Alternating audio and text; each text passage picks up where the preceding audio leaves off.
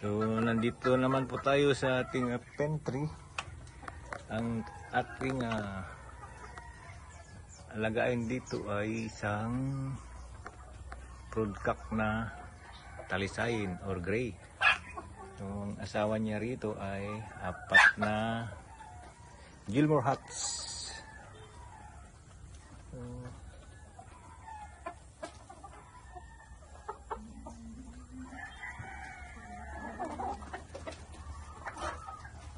Apay hamoy biti lain. Ano? Na. Ikat patong mulad ta. Oh, tanong ko. Na. Tumbang damay. Basit na. Na. Basit kargaan. Di sa pagpanatangan ta no ma.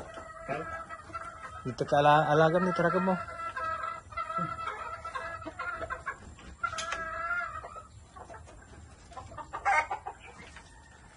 Di kita circle ti bawd ti kads ko, di kita handang makan nga ko. Di kita pagpakpakan mo nga mais. So ta circle ti bawd. Okay. Namo may na.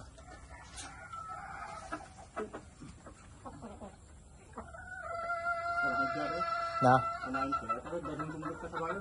Napaamo mo tayo. Kanti ka na. Na. Tanong nagdadahil. Na. Hey, yan ang alaga ni Kadong. Oh. Nagluluko naman. Na. Nagluluko talaga water na. Napaamo mo tayo. Parang tayo. Na.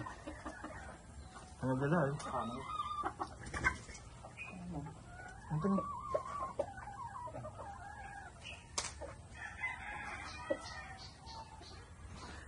So, ating lipat tayo sa kabila.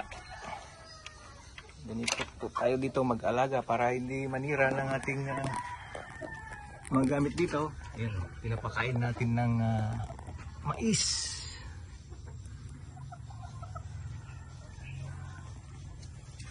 Pagigyan na natin sa dito. Tapal mo. Kita.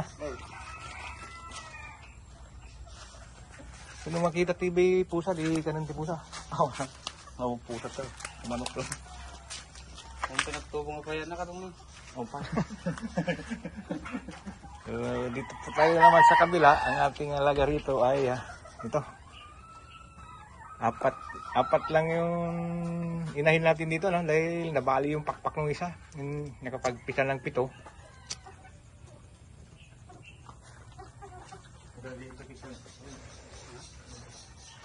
Nilagay ni Kadong dito yung nakapisa, nakipag-away. So, ito, nandun, pinapagaling natin yung pakpak ng nakapisa ng 7.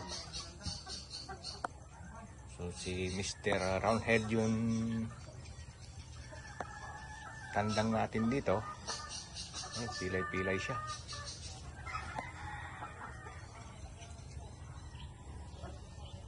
Meron tayong parang rin itong isa dito, na inahin.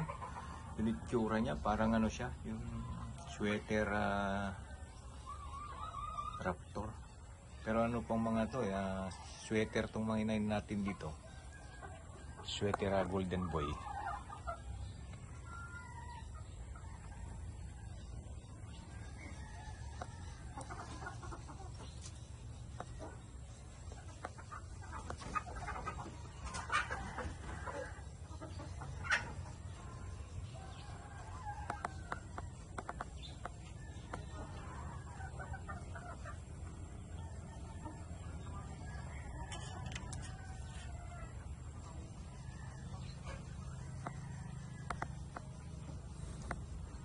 Kain tayo ng mais.